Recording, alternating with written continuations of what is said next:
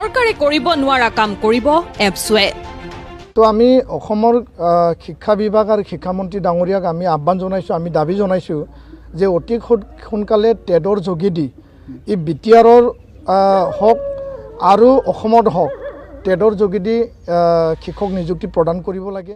সৰকাৰে কৰিব নোৱাৰা কাম কৰিব এপছৱে। এপছৱে 1000 বিদ্যালয়ত দিব শিক্ষক নিযুক্তি। সভাপতি দীপেন বড়োৰ বৃহৎ ঘোষণা। ৰাজ্যত পৰ্যাপ্ত শিক্ষক অবিহনে চলিছে বৃহৎ সংখ্যক চৰকাৰী বিদ্যালয়। হাজাৰ হাজাৰ বিদ্যালয়ত পাঠদান কৰিবলগীয়া হৈছে মাত্ৰ এজন শিক্ষকে। শিক্ষকবিহীনভাৱেও চলিছে একাংশ প্ৰাদেশিকৃত শিক্ষানুষ্ঠান। শিক্ষকৰ অভাৱ পূৰোৱাত চূড়ান্তভাৱে ব্যৰ্থ হৈছে শিক্ষা বিভাগ।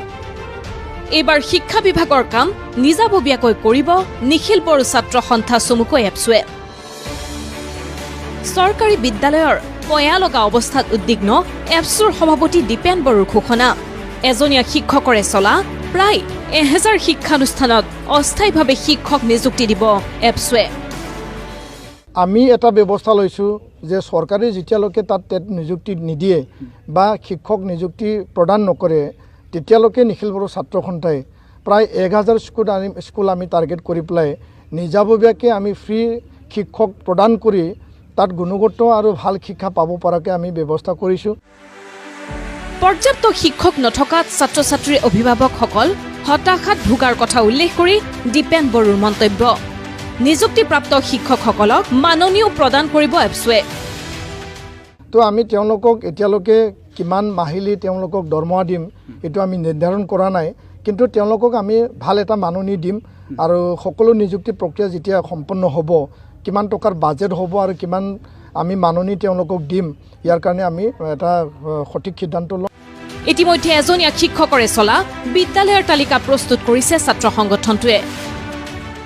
স্কুলবিলাক আমি এটা লিষ্ট ওলাইছোঁ, আমাৰ BO DO অফিচৰ পৰা যিবিলাক ছিংগল টিচাৰ আছে সেই স্কুলবিলাক আমি লিষ্ট কৰি ওলাইছোঁ আৰু যিবিলাকক আমি নিযুক্তি দিছোঁ BA BSc BCom কোনে কাৰোবাৰ BEd আছে, কাৰোবাৰ DLEd আছে, মাষ্টাৰ ডিগ্ৰী কৰাও আছে।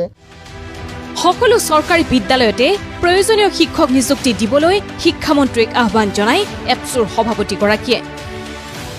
তো আমি অসমৰ শিক্ষা বিভাগ আৰু শিক্ষামন্ত্ৰী ডাঙৰীয়াক আমি আহ্বান জনাইছোঁ, আমি দাবী জনাইছোঁ যে অতি সোনকালে টেটৰ যোগেদি ই বিটিআৰৰ হওক আৰু অসমত হওক টেটৰ যোগেদি শিক্ষক নিযুক্তি প্ৰদান কৰিব লাগে।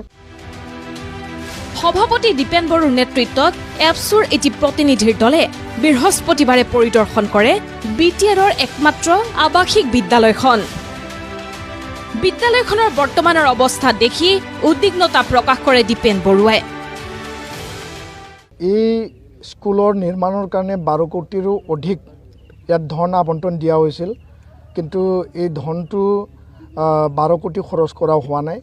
ইয়াত গোটেই পেথেটিক এটা দুৰৱস্থা কণ্ডিশ্যন। ৰাজ্যত এখন সবল চৰকাৰ থকাৰ পাছতো এটা ছাত্ৰ সংগঠনে বিদ্যালয়ত শিক্ষক নিযুক্তিৰ উদ্যোগ ল'বলগীয়া হোৱা বিষয়টোৱে কাৰ্যতঃ উদঙাই দিছে শিক্ষা বিভাগৰ ফোপোলা স্বৰূপটো।